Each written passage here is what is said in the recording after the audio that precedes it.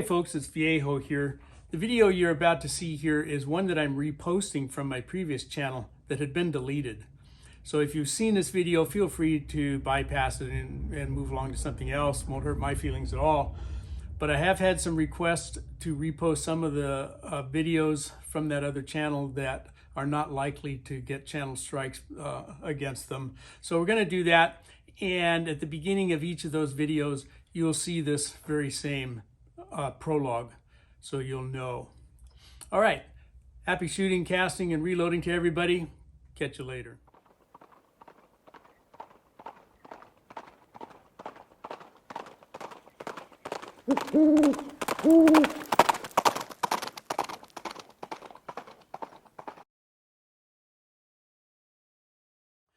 Well, hey guys, it's Viejo here, and it is the beginning of the second week of July here in 2022. Got another nice day here on the central coast of California, looking at 73 degrees at 60% humidity here in the garage. It's about the same outside, and you see I got the garage door open today for a little ventilation in here. And we're going to be loading some 45 Cowboy Special here today. We'll bring in here closer in a minute with these same bullets that you saw me load for the 45 Schofield in the previous video, and that's the Lee 452-160-RF, little stumpy little bullet that actually performs quite well. And the objective here with these loads is going to be for a nice light easy recoil that's not going to bug my busted ribs too much. I'm going to try to get to shooting here next week, possibly next weekend. We're going to be using this nice Starline brass, which is so far is the only source for 45 Cowboy Special new brass. You can make your own from 45 Colt brass. The rim is the same as 45 Colt, unlike that 45 Schofield, which has a little bit larger rim diameter. And we'll be using Trail Boss powder again, enough to give me right around 700 feet per second. So a nice light, easy recoil. It's a load that I've used before. Shoots very accurately. And I get a pretty good standard deviation out of it, which is not always the case with Trail Boss. And we're going to use the other half of this box of Federal large pistol primers. But I was talking with my friend Walks Fletcher this morning on the phone for quite a while. We talked about all kinds of stuff, as we always do. And he made a comment about this loading block that he saw me using yesterday and asked about it. And before we got too far into that, we went off into left field somewhere else and never got too far with that. But it got me to thinking about, if I just do another, another reloading video, that's all it's going to be, is just another reloading video, which you've seen a million times. So I got to thinking, well, I'll say a little bit about this and why I have this out, as opposed to something like this, one of these universal loading blocks. This one happens to be by National Metallic, which is my favorite of all the ones I've used of this ilk. But it made me think, well, why don't I kind of focus on some of the other practices and procedures that might go along with reloading that we don't always talk about, okay? And there are some procedures that are, and tools and equipment and so forth, that are specific to this particular load, but there's some other things that I can talk about here that would apply to just about any loading process. So I'm going to do that. Let's talk about this loading block first. Let me bring you down in here at a better view. All right, so let's first talk about this National Metallic loading block. Here's a 45 Colt case. Okay, this one happens to be nickel plated, and they work just fine in this block. As you can see, they wiggle a little bit, but they're not gonna fall out of there. It fits pretty good, and there's plenty of room here for you to get this up underneath your powder dispenser, whether it's your RCBS Uniflow or your Redding, okay, Lee, whatever, so that you can tray load these, okay, out of your powder dispenser. But if we take our 45 Cowboy Special and try to put that in there, it all but disappears down in there, and there just isn't really much of that thing sticking up in there. It makes it hard to get a hold of. Okay, and you know, it's kind of the same thing if you put a 45 ACP case in there. It goes all the way down and doesn't work at all. Well, most of these universal cases, on the flip side is our 45 ACP side, and they stand up there nice. Okay, not going to fall out of there, but that's what these other holes are for back here. And you say, well, maybe we can use that particular 45 ACP side of the loading block for our 45 Cowboy Special, but they don't fit. The rim diameter is just a little bit too wide. Okay, if we hold these up, I think you can see that that Cowboy Special rim's a little bit wider than the 45 ACP, and it just won't fit in there. So for me, neither side of this loading block is adequate for my Cowboy Special brass. So I made some of these, okay? And I made these to work with 45 ACP to give me, you know, plenty of clearance sticking up there for doing tray loading and dispensing the powder out of my Uniflow if I want to do that. And the holes are wide enough that they'll support my Cowboy Special brass as well. And that was just a piece of hardwood. Okay, I kind of chamfered the edges along here to make it, you know, a little easier to grip so I can pick it up. I used some 45 ACP cases for the feet, but that's why I was using this particular block. I had gotten it out, and you saw it yesterday in the previous video that I did, which I did put up yesterday, that the 45 Schofields work fine in here. You know, so will my 45 Long Colt if I want to use it for that. But it's really, these holes aren't really deep enough for 45 Colt. I mean, they're not going to come out of there, I don't think. But it was designed for shorter cases. Okay, that's what I made it for. And again, specifically so I'd have one that would work with my Cowboy Special brass. So that's the deal on this. Okay, the next thing I want to talk about then is a little bit about some things that you might need to do before you get started loading if you haven't done them in a while. Let me show you what I'm talking about. Okay, after a while our presses start to get a little bit gungy. Okay, they start collecting some powder residue. And the ram periodically needs to be cleaned up. That channel in there for the spent primers gets all gunky in pretty short order. So periodically I come in here and I clean this thing up.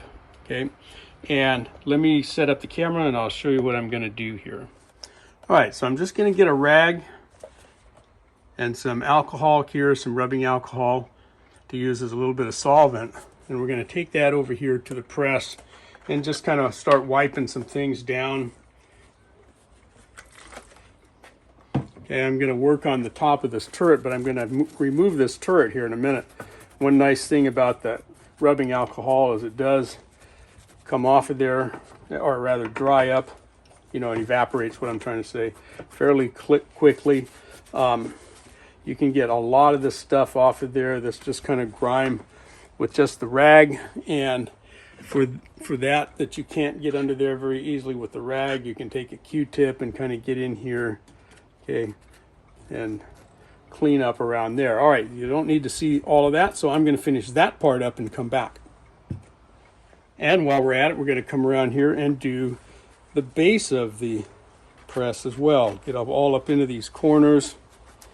Okay, and just kind of wipe some of that grime and gunk off of there. It tends to collect down here underneath where the dies are.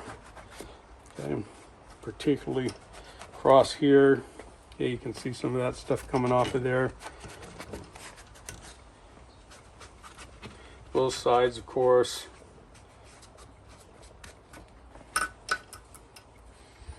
And we'll get down here on the linkages and just kind of wipe them off quickly as well. They get dusty and dirty, and it doesn't take long, you know, and you don't have to you're not taking this guy to church with you tomorrow, so it doesn't have to all be perfect, but it's nice to get in there and clean it, okay? And we'll come in here and clean up the ram. I'm just going to use a paper towel for that. And we'll get in here and just kind of clean this guy off. We'll take a Q-tip and get in here and clean out our primer channel. Okay, those get gungy. Easy to do.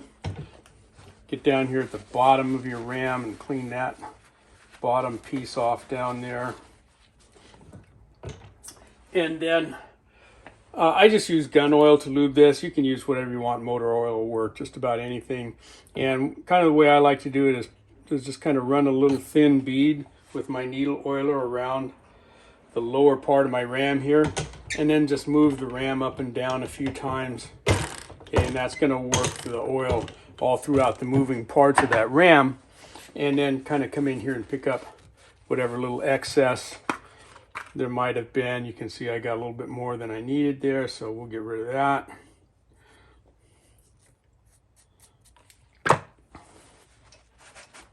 All right, that's all done.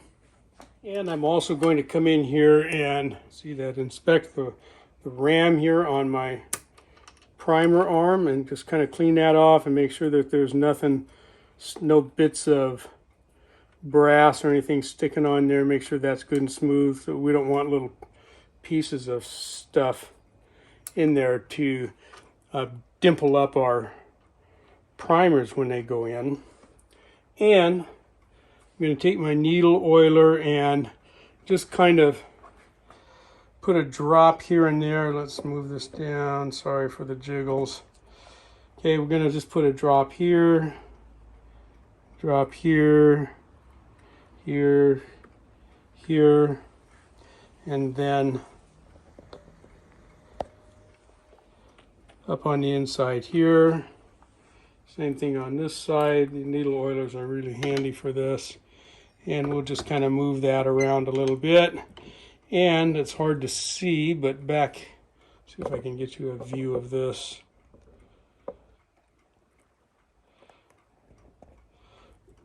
Right back in here, I'm going to put a drop on that pin. Okay, and let that kind of work around.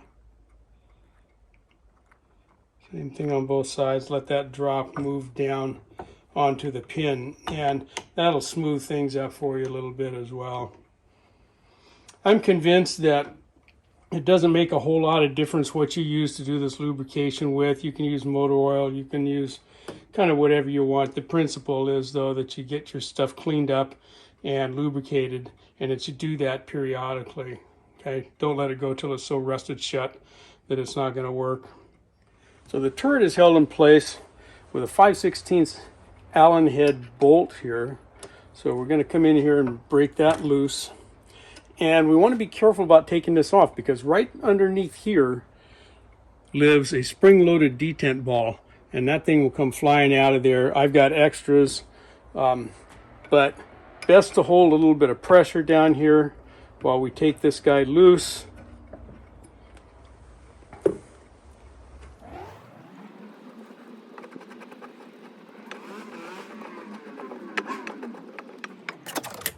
There we go. And that bushing, we don't want to lose that. That bushing that's in there is specific to this turret head. So I'm going to carefully lift this off and try to not lose the ball bearing there. But you can see it presses down in there. And we're going to go ahead and clean up in here in this little channel and save my bushing there. Clean the top of this surface off. Okay, we're going to get back in here. Again, we don't want to lose that ball bearing. You can just stay right where it is.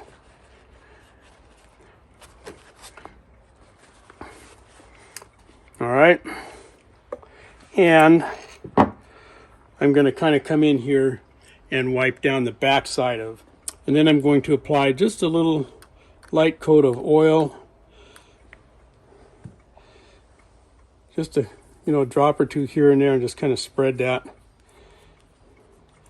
around,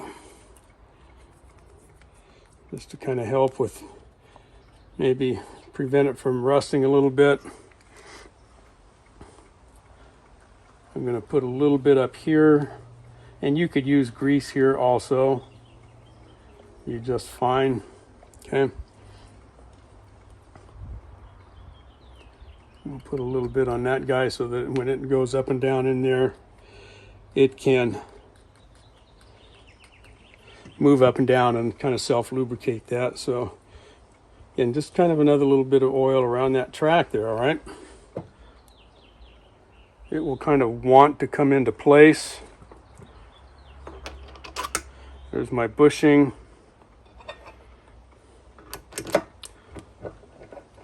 And when we set this down back in here, right now it's too loose, and I've got a lot of side-to-side play. That's no bueno. Okay, so I'm not quite tight enough here yet. That snugged it up, and just about the time I feel resistance right there, okay, swings around to there easily, and right there it wants to stop. That's where a lot of that play starts to come out, and I'll give it just another little bit of a turn. And that's it. Okay, you don't want to really cinch this thing down. It is supposed to move up and down against that detent ball just a little bit, and I'm talking about maybe it's a 30-second. I've never measured it, but that's snug enough. If I were to go any more on that, I'd torque this thing down so tight that it might not want to move. So when we're all done there, our turret should move nice and freely and still click well into our detent position. Okay, so my press is good to go now. Okay, here are the dies we're going to use. To my knowledge, nobody makes a complete die set for 45 Cowboy Special. You can use mostly your 45 ACP set, but I've got kind of a mishmash here that I like, that I've just kind of cobbled together.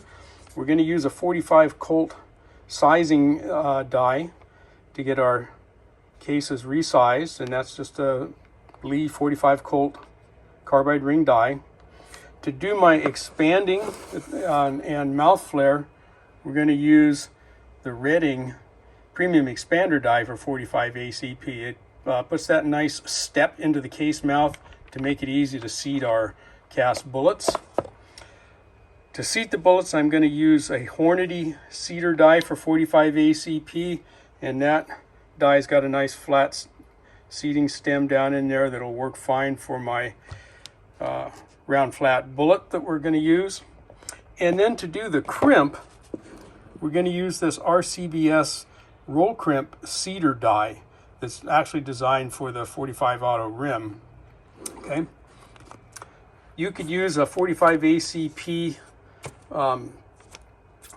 taper crimp if you wanted to do that, but this bullet's got a crimp groove in it, so we're going to use a roll crimp.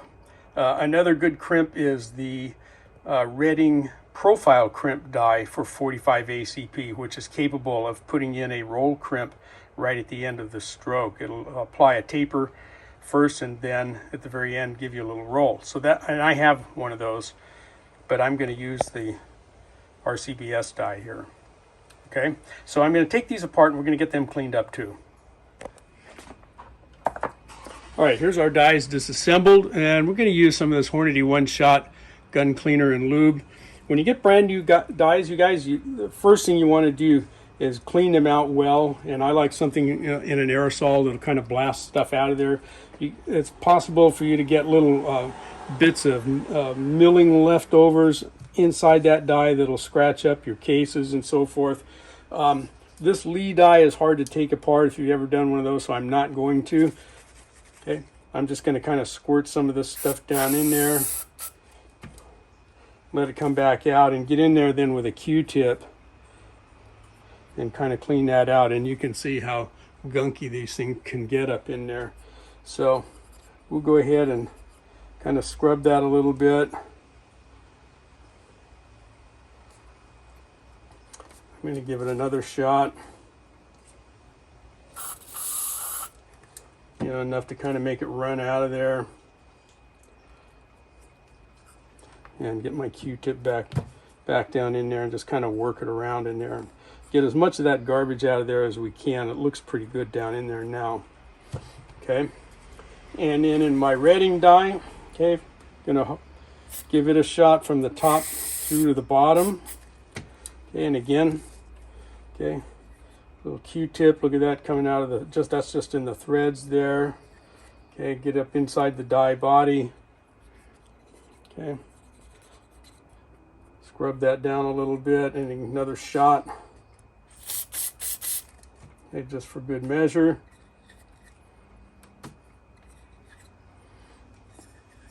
Okay, that's pretty clean. Gonna clean off my stem here a little bit.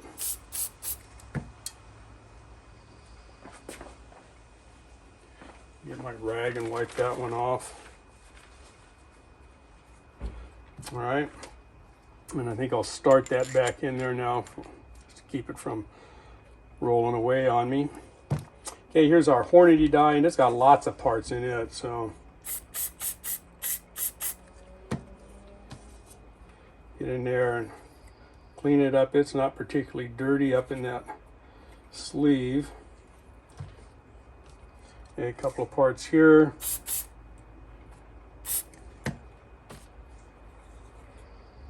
And we got some schmutz up inside there. Not bad.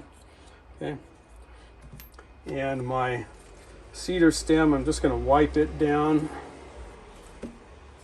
And then the top of my die body up here. Okay.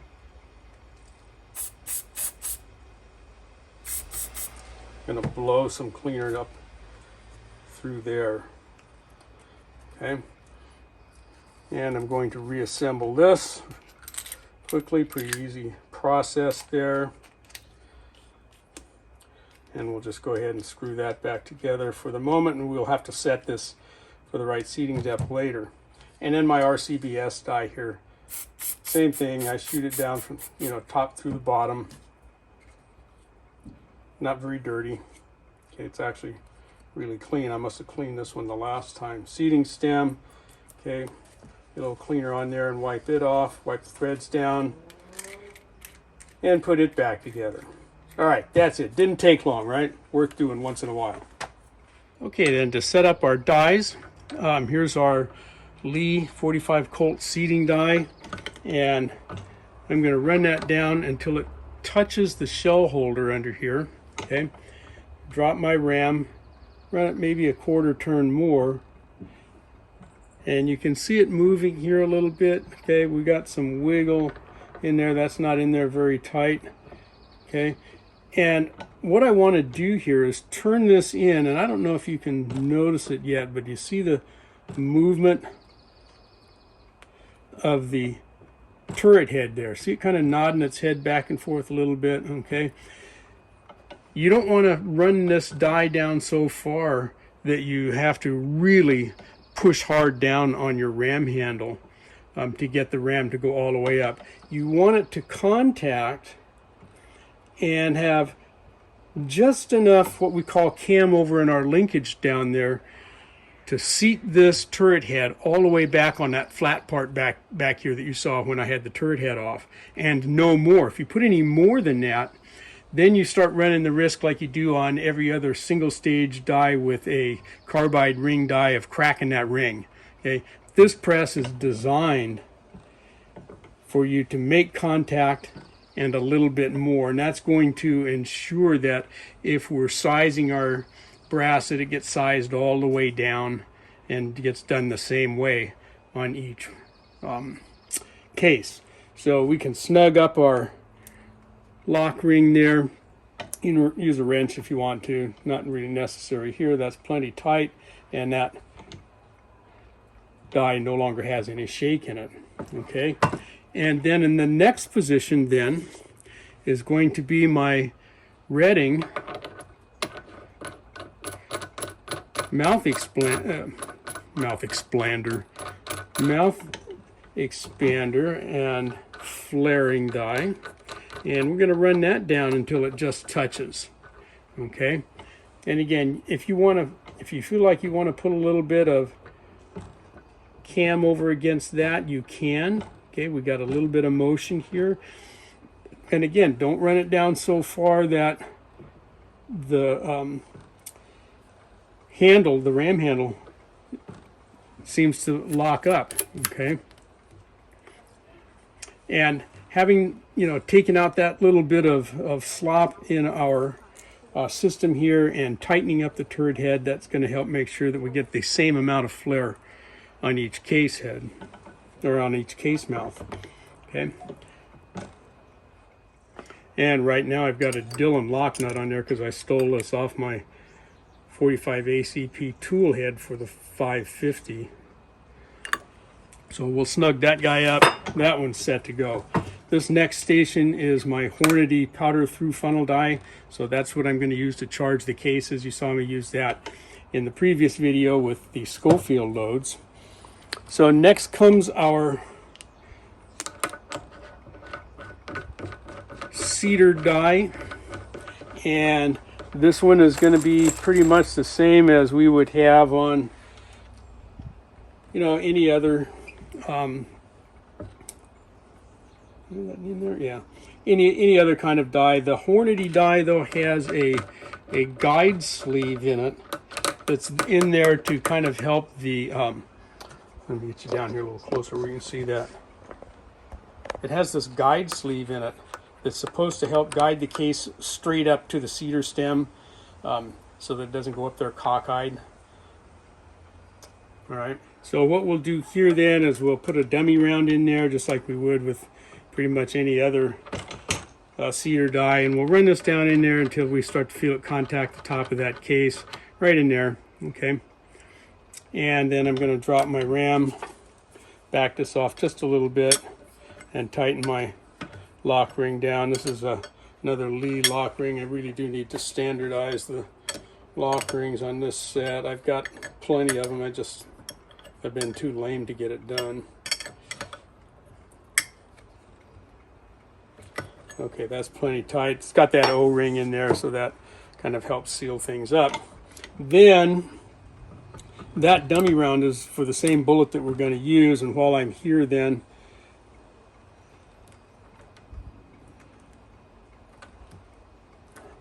I'll turn this stem down right to there till we feel it contact, and we know that we're going to have to adjust that again further later.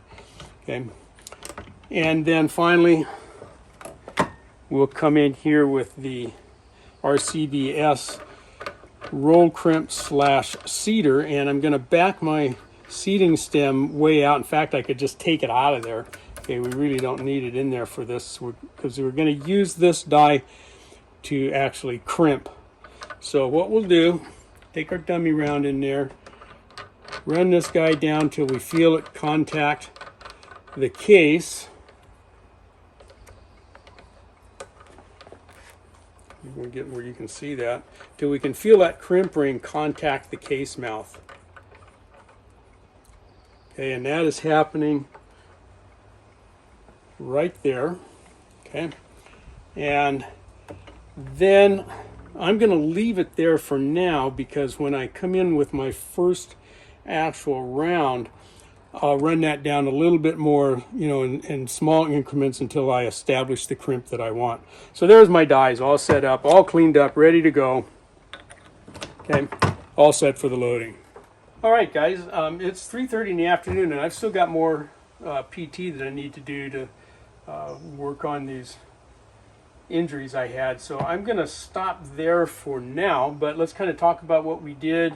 Okay, we kind of talked about some things that were specific to this particular cartridge, the 45 Cowboy Special, and why I needed, or at least I felt the need to make my own loading block for them. The universal type don't work for 45 Cowboy Special. So I just took my Forstner bit, drilled all these holes, lined them up on a computer printed paper, and poked holes in there, and did that template thing. Got these all nice and nice and even, nice little piece of hardwood. Short project. Okay, so we talked about that. We talked about going through and cleaning our press up once in a while. It's a little more involved on a turret press like this. The lead presses, that classic turret's hard to beat because it is really easy to clean too. This one took a little bit more. We took the turret off and relubed it and cleaned it all up and stuff. And you can use grease up underneath that turret instead of oil, but I do take mine off fairly regularly and clean it and relube it. If you don't want to take it off very often, I think the grease will stay there a little longer, but grease also tends to attract more stuff. We talked about our different dies that we use here for this, this program. The 45 Cowboy Special, there is no ready-made die set, I don't think. You can use your 45 Colt resizer die. You can use a 45 ACP expander, which I did here. I happen to use the Redding one, but you can use one out of your regular Lee 45 ACP kit if you want to use that. You can use a 45 ACP cedar die just fine. Get one that's got the seating stem that fits the bullets you're using if you can. And for crimp, you could use the 45 ACP taper crimp if you want to do that. I don't, unless I'm going to use a 45 ACP bullet in this 45 Cowboy Special, which has no crimp groove. In that case, I would use a taper crimp. But for this job, I'm using this RCBS die that was a roll crimp for the 45 auto rim. Okay, and I showed you the part number on that. That's it's a little more expensive to get set up to do this particular round, but once you're there, and you may have most of what you need if you already load 45 ACP. And I don't know if I mentioned it or not, but you can also use your regular 45 Colt shell holder. Okay, they work fine. This happens to be a Redding shell holder in here now, but you can use your RCBS or your Lee or whatever you got. Okay, it'll work fine if it's for 45 Colt. 45 ACP won't do it. Okay. And I should say, I don't recommend that you use the 45 ACP sizer die either. Okay, the dimensions are just a little bit different. Okay, use your 45 Colt sizer. All right. I think I'm going to quit there for today, and so the rest of this you're going to see me probably in a different shirt or something, because I'm going to come back on this tomorrow and finish the job up, and then I'm not going to spend a whole lot of time on the actual loading. Mostly I'm going to talk to you about what I'm going to do, the powder and all that kind of stuff, and then I'll show you what it looks like when we're all done. All right, see you tomorrow. Okay guys, this video is getting a little bit longer than I wanted to see it, so I'm going to break it up into a couple parts, and I'll link to the rest of it down in the description box. But for part one here, that's all she wrote.